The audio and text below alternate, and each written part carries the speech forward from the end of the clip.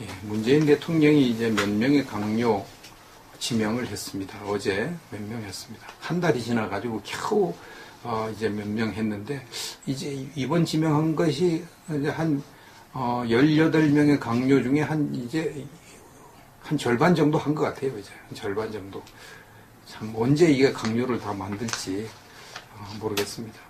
근데 이게 그 지명한 사람들 중에서 좀 이렇게 비중 있는 사람, 또 중요한 역할을 맡은 부처의 그 강요 후보자들이 좀 사상이 좀 위험하다, 참 위험스럽다, 그런 생각이 드는 사람들이 있습니다. 첫째는 안경환 법무장관 후보자입니다.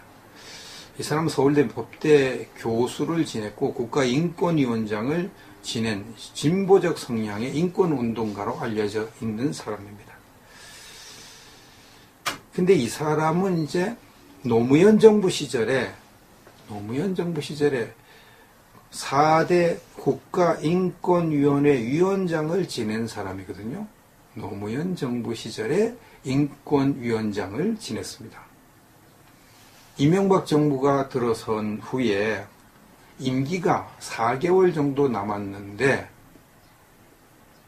이명박 정부가 인권의식이 부족하다, 이런 이유로 사퇴를 했습니다.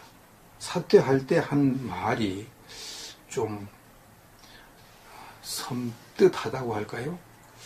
좀 아주 속에 칼을 품은 말을 했습니다. 내용을 읽어드리겠습니다. 많은 나라의 시샘과 부러움을 사던 자랑스러운 나라였던 대한민국이 모두가 손가락질하는 부끄러운 나라로 전락할 위기에 처해 있다. 이 사람은 이제 김대중 노무현 정부 시절이 많은 나라의 시샘과 부러움을 사던 자랑스러운 나라였다고 보는 것 같아요. 근데 이명박 정부 보수 우파 정부가 들어서니까 대한민국이 모두가 손가락질하는 부끄러운 나라로 전락할 위기에 처해 있다, 이렇게 얘기합니다. 우파 정부가 들어서면 세상 모든 나라가 손가락질하는 나라가 되나요? 그거 아닌데, 여기 보니까 대한민국이 모두 손가락질하는 부끄러운 나라로 전락할 위기에 처해 있다고 그렇게 이야기를 한단 말이에요. 이거 학자가 이렇게 너무 극단적으로 하면 안 되잖아요. 극단적으로. 이러면 위험하거든요. 이런 극단적인 사실. 많은 사람들이 손가락질을 할 위기에 처해 있다, 이런 식으로 얘기하면 괜찮은데, 세상 모두가 손가락질을 한다는 건 말이 안 되잖아요. 세상 모두가 손가락질. 세상 모두가 칭찬하는 것도 말이 안 되고요. 세상 모두가 손가락질하는 것도 말이 안 됩니다. 이렇게 이제 너무 극단적이다, 이런 생각하고, 그다음에 우리는 정권은 짧고 인권은 영원하다는 만고불변의 진리를 너무나 잘 알고 있다. 그렇죠. 정권은 짧고 인권은 영원하다. 진리는 진리죠. 어떤 인권이냐, 거기에 따라 이제 또 달라지죠. 그 다음에 한 말이 참 섬뜩합니다. 제각기 가슴에 작은 칼을 벼리면서, 가슴에 작은 칼을 갈면서, 벼린다는 갈다는 거죠. 갈면서, 칼을 갈면서 창천을 향해, 창천은 이제 맑은 하늘이죠. 맑은 하늘을 향해 마음껏 건물을 펼칠 대명천지 그날을 기다리자. 칼을 휘두를 날을 기다리자, 이렇게 무시무시한 말을 하고 인권위원장 사퇴를 했습니다. 이 사람이 지금 법무장관 후보자가 된 겁니다. 자기가 가슴 속에서 모두가 손가락질하는 부끄러운 나라를 만든 이 장본인들을 처단할 칼을 지금 빼들고 춤을 출 기회를 잡은 거라 이거죠. 우파는 세상 모든 사람들이 부끄럽게 하는 아주 나쁜 놈들이라고 이제 여기고 있는 사람이 안경원 법무장관이니까. 칼을 왜 갈아요? 저 김일성이나 공산당 죽이려고 칼을 가는 게 아니고 우파를 쳐내려고 칼을 갈고 있는 거잖아요. 지금 여기 하는 말이 그렇게 지금 돼 있잖아요. 응? 김일성 때문에 뭐 부끄럽다, 김정은이 때문에 부끄럽다, 그 말 한 게 아니잖아요. 응? 이명박 우파 정부가 들어가서 부끄럽고 손가락질 당한다고 이들을 이제 도려낼 칼을 지금 갈고 있다고 지금 이야기한 거 아니겠습니까? 근데 그 날이 지금 온 겁니다. 그럼 이 좌파들이 입버릇처럼 말하는 이 인권, 뭐 양심, 그게요, 진짜로 인권적인 어려움 당하는 사람을 보호해주고, 진짜 양심적인 으로 고통당한 사람은 보호해준 거. 그럼 뭐 누가 뭐라고 그러겠습니까? 그건 우리도 다 해야 될 일이잖아요. 진짜 약자를 보호해주고, 억울한 사람들을 도와주고, 그건 해야죠. 국가인권위원회만 한 일이 아니라 우리 국민들이 다 해야 됩니다. 그런데 이제 이 좌파들은 모든 좌파가 그런 건 아니죠. 순수 좌파도 있으니까 이제 특히 이제 친북 좌파들은 반국가적인 범죄를 저지른 사람들도 양심수다 이렇게 주죠. 양심수다. 그들의 인권이 매우 중요하다 또 이렇게 주죠. 이것이 지금 얼마 전에 드러났거든요. 한완상 전 서울대 교수, 지금도 그 교수인지 몰라도 한완상 전 교수 뭐 이런 사람들이, 백기환 씨 이런 사람들이 주축이 돼가지고 98명인가 이 양심수 석방운동을 했는데 그 중에 이석기가 들어가 있는 걸 보십시오. 이석기도 양심수라고 하는 사람들이 있거든요. 이석기도. 이 친북 좌파들은요, 양심수 석방해야 된다. 양심수 인권, 뭐 이렇게 하는 것이 반국가사범까지도 이제 그 양심수로 포함시키고 그들의 인권을 존중해서 반국가사범도 처벌하면 안 된다고 주장하는 이 말이에요. 그게 무서운 겁니다.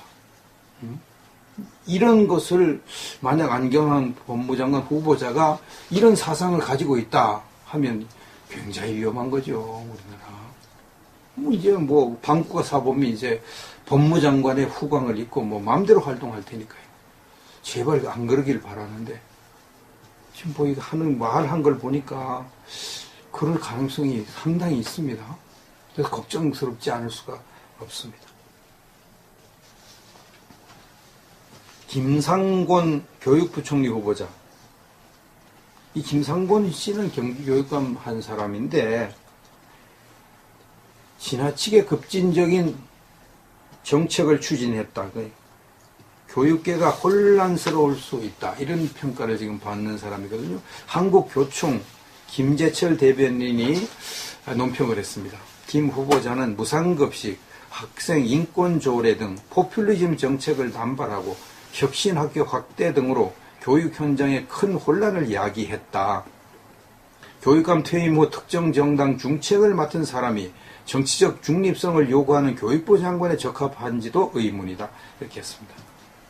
이 김상곤 후보자는 무상급식 들고 나와죠. 학생들 무상급식 들고 나와가지고 막 그냥 상당한 표를 얻어서 교육감도 되고 막 그렇게 했습니다. 근데 그 무상급식 하다가 재정이 모자라가지고 얼마나 고통을 당하고 막 그렇게 하고 있습니까? 지금도 그것 때문에 돈이 모자라니까 급식비 제대로 지급을 못해가지고 부실급식을 하고 막 난리치고 있는 거 아닙니까? 무상급식. 학생 인권 조례 이거 해가지고 학생들 인권만 이렇게 해놓고 교사들 인권은 그냥 막 이렇게 해버리고 교사들이 학생들한테 쩔쩔매고 이런 포퓰리즘 정책을 쓴 사람이라 한 것이죠. 그리고 민주당에 가서 중책을 맡은 사람이 특정 정당에 기운 사람이 교육부 장관 한다. 교육부 장관은 중립을 지켜야, 정치적 중립을 지켜야 될 사람인데 과연 교육부 장관 적합할 것인가? 이런 우려를 표명하는 건 당연하죠. 그래서 이제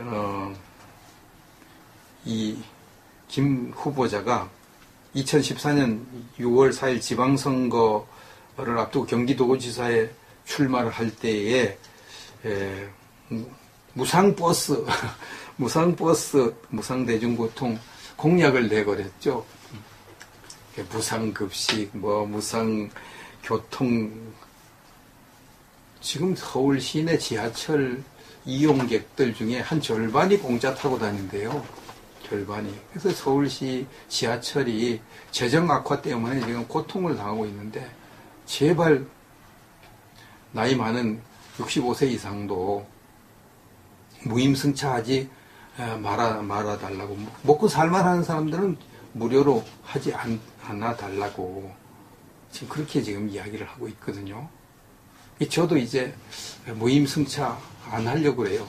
제가 어려워가지고 먹고 살기 어려울 정도면 무임승차 이제 그 티켓 받아가지고 하겠지만 그 전까지는 안 하려고 그래요. 저도 그런 생각이 좀 들어요. 이게 도대체 무임승차를 노인들이 너무 많아져가지고 노인만 무임승차 합니까? 또 뭐 어려운 사람 무임승차 또 뭐 많죠. 그래가지고 이게 나라가 어지러워지는데 이래가지고 되겠는가? 이제 뭐 버스까지 다 공짜로 타게 해주고 뭐. 그래서 이 김 후보자는 포퓰리즘 전문이다 이런 평가를 받은 사람인데, 이런 사람이 또 이 교육부 총리가 돼가지고 또 문제를 일으키면 어떻게 하나 하는 걱정이 되고요. 또 전교조에 완전히 기울어져 있는 사람인데, 전교조가 더 기승을 부리면 또 어떻게 할까, 이런 걱정도 있습니다. 마지막으로 송영복 국방장관 후보자. 이 사람은 전 해군 참모총장 한 사람인데요. 국방장관 후보자로 지명받고 난 다음에 다음과 같이 말했습니다. 북한과 동북아에서의 새로운 안보 위협에 대응하기 위해 국군을 재창설한다는 차원과, 뭐 여기까지는 좋아요. 국군을 재창설할 정도로 우리가 안보를 튼튼하게 해야 된다. 그 다음에 이제 문제, 그 다음에 국군을 재창설한다는 차원, 이게 목적이 뭐냐 하면 전자권을 환수하는 겁니다. 전자권을 환수해서 군사 주권을 확보한다는 차원, 두 가지 명제를 가지고 국방장관 임무를 할 것이다. 이게 위험한 거죠. 전자권 환수. 노무현 정부 시절에 전자권 환수 하다가 보수파에서 반대하고 군에서 반대해가지고 못했죠. 지난번에 제가 한번 말씀드렸지만 전자권 환수, 전시가 되면 작전권을 우리 한국군이 갖고 미군이 우리 지휘를 받는 거, 그게 전자권 환수입니다. 지금은 전시가 되면 미군이 지휘를 하고 한국군이 그 밑에 들어가서 도와주는 역할을 합니다. 이 체면이 좀 안 서죠. 좀 전자권을 해가지고 우리가 미군을 뭐 이리 공격 저리 공격 명령하면 얼마나 좋겠습니까? 폼 나죠. 폼 난다고 전쟁에서 이기나요? 폼 난다고 전쟁에서 피해를 덜 봅니까? 폼이 문제가 아닙니다. 전쟁에서는 이기는 것이 중요하고 피해를 덜 보고 이기는 것이 중요하죠. 미군이 전자권을 가지고 전쟁을 하면 미군이 주도적으로 전쟁을 하고 미군이 적극적으로 전쟁을 하기 때문에 덜 우리가 피해를 보고 적군을 더 빨리 괴멸시킬 수가 있습니다. 자기들이 작전을 하니까 자기들이 작전 실패하면 자기들이 작전 책임을 져야 되거든요. 근데 우리가 만약 이렇게 작전을 가지고 작전을 주도해서 한다. 그럼 작전 실패의 책임을 우리가 져야 되니까 우리가 죽기 살기로 싸워야 되는 거예요. 미군은 그냥 우리는 도와주는 건데 뭐라로 우리가 나서가지고 이렇게 한국은 체면에 세워주는 할 필요 뭐 있어? 그거 설렁설렁 하는 거죠. 좋은 무기는 다 미군이 갖고 있는데 그 제대로 전쟁이 되겠냐 말이에요. 피해는 고스란히 우리 한국군이 당하고 우리 국민들이 당하게 돼 있죠. 그래서 이게 체면상 우리가 전자권을 가지고 칼을 휘두르면 좋은데, 체면은 좋은데, 체면은 서는데 실제는 피해가 많으니까 체면보다는 실리가 중요하다. 그래서 전자권 환수를 미루고 있는 거 아닙니까? 우파 정권이 이제 겨우겨우 사정해서 미국에 사정해가지고 전자권 우리가 환수하는 걸 무기한 연기하게 이렇게 해놨는데 또 전자권 뺏어오겠다고 지금 하고 있는 겁니다. 나라가 위태로워질 그런 상황에 지금 와 있는 것이죠. 이게 참 이래가지고 참 문재인 정부 5년 동안 이게 우리나라가 무사할까? 이런 생각까지 들 정도입니다. 참 걱정이 많습니다. 걱정은 아무리 해도 뭐 해결되는 거 없으니까 너희 염려를 다 주께 맡겨버리라고 성경에 기록이 되어 있습니다. 하나님께 염려를 맡기고 이래도 안 되고 저래도 안 될 때는 기도하는 것이 상책이다. 그저 우리 할 일을 하면서 열심히 기도하면 하나님 우리를 불쌍히 여겨주실 것이다. 그렇게 믿습니다. 할 위기에 처해 있다. 뭐 이런 식으로 얘기하면 괜찮은데 세상 모두가 손가락질을 한다는 건 말이 안 되잖아요. 세상 모두가 손가락질.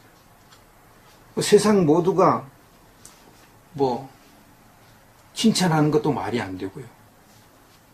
세상 모두가 손가락질하는 것도 말이 안 됩니다. 이렇게 이제 너무 극단적이다 이런 얘기가 갖고 그다음에 우리는 정권은 짧고 인권은 영원하다는 만고불변의 진리를 너무나 잘 알고 있다. 뭐 그렇죠. 뭐 정권은 짧고 인권은 영원하다. 뭐 진리는 진리죠. 어떤 인권이냐 거기에 따라 이제 또 달라지죠. 그 다음에 한 말이 참 섬뜩합니다. 제각기 가슴에 작은 칼을 벼리면서 가슴에 작은 칼을 갈면서 벼린다는 뭐 갈다는 거죠. 갈면서 칼을 갈면서 창천을 향해 창천은 이제 맑은 하늘이죠. 맑은 하늘을 향해 마음껏 건물을 펼칠 대명천지 그날을 기다리자. 칼을 휘두를 날을 기다리자 이렇게 무시무시한 말을 하고 인권위원장 사퇴를 했습니다. 이 사람이 지금 법무장관 후보자 같은 겁니다. 자기가 가슴 속에서 모든 대한 모두가 손가락질하는 부끄러운 나라를 만든 이 장본인들을 처단할 칼을 지금 빼들고 춤을 출 기회를 잡은 거라 이거죠. 우파는 세상 모든 사람들이 부끄럽게 하는 아주 나쁜 놈들이라고 이제 여기고 있는 사람이 안경원 법무장관이니까. 칼을 왜 갈아요? 저 김일성이나 공산당 죽이려고 칼을 가는 게 아니고 우파를 쳐내려고 칼을 갈고 있는 거잖아요. 지금 여기 하는 말이 그렇게 지금 돼 있잖아요. 응? 김일성 때문에 뭐 부끄럽다, 김정은이 때문에 부끄럽다, 그 말 한 게 아니잖아요. 응? 이명박 우파 정부가 들어가서 부끄럽고 손가락질 당한다고 이들을 이제 도려낼 칼을 지금 갈고 있다고 지금 이야기한 거 아니겠습니까? 근데 그 날이 지금 온 겁니다. 그럼 이 좌파들이 입버릇처럼 말하는 이 인권, 뭐 양심, 그게요, 진짜로 인권적인 어려움 당하는 사람을 보호해주고, 진짜 양심적인 으로 고통당한 사람은 보호해준 거. 그럼 뭐 누가 뭐라 그러겠습니까? 그건 우리도 다 해야 될 일이잖아요. 진짜 약자를 보호해주고 억울한 사람들을 도와주고 그건 해야죠. 그럼 국가인권위원회만 한 일이 아니라 우리 국민들이 다 해야 됩니다. 그런데 이제 이 좌파들은 모든 좌파가 그런 건 아니죠. 순수 좌파도 있으니까 이제 특히 이제 친북 좌파들은 반국가적인 범죄를 저지른 사람들도 양심수다 이렇게 줘. 양심수다. 그들의 인권이 매우 중요하다 또 이렇게 줘. 이것이 지금 얼마 전에 드러났거든요. 한완상 뭐 전 서울대 교수, 지금도 그 교수인지 몰라도 한완상 전 교수 뭐 이런 사람들이 백기환 씨 이런 사람들이 주축이 돼가지고 98명인가 이 양심수 석방운동을 했는데 그 중에 이석기가 들어가 있는 걸 보십시오. 이석기도 양심수라고 하는 사람들이 있거든요. 이석기도. 이 친북 좌파들은요, 양심수 석방해야 된다. 양심수 인권, 뭐 이렇게 하는 것이 반국가사범까지도 이제 그 양심수로 포함시키고 그들의 인권을 존중해서 반국가사범도 처벌하면 안 된다고 주장하는 이 말이에요. 그게 무서운 겁니다. 이런 것을 만약 안경환 법무장관 후보자가 이런 사상을 가지고 있다 하면 굉장히 위험한 거죠, 우리나라. 뭐 이제 뭐 반국가사범이다 이런 이유로 사퇴를 했습니다. 사퇴할 때 한 말이 좀 섬뜩하다고 할까요? 좀 아주 속에 칼을 품은 말을 했습니다. 그 내용을 읽어드리겠습니다. 많은 나라의 시샘과 부러움을 사던 자랑스러운 나라였던 대한민국이 모두가 손가락질하는 부끄러운 나라로 전락할 위기에 처해 있다. 이 사람은 이제 김대중 노무현 정부 시절이 많은 나라의 시샘과 부러움을 사던 자랑스러운 나라였다고 보는 것 같아요. 근데 이명박 정부 보수 우파 정부가 들어서니까 대한민국이 모두가 손가락질하는 부끄러운 나라로 전락할 위기에 처해 있다 이렇게 얘기합니다. 우파 정부가 들어서면 세상 모든 나라가 손가락질하는 나라가 되나요? 그거 아닌데 여기 보니까 대한민국이 모두 손가락질하는 부끄러운 나라로 전락할 위기에 처해 있다고 그렇게 이야기를 한단 말이에요. 이거 학자가 이렇게 너무 극단적으로 하면 안 되잖아요. 극단적으로 이러면 위험하거든요. 이런 극단적인 사실. 많은 사람들이 뭐 손가락질을 문재인 대통령이 이제 몇 명의 강요 지명을 했습니다. 어제 몇 명 했습니다. 한 달이 지나가지고 겨우 이제 몇 명 했는데 이제 이번 지명한 것이 이제 한 18명의 강요 중에 한 절반 정도 한 것 같아요. 이제 한 절반 정도.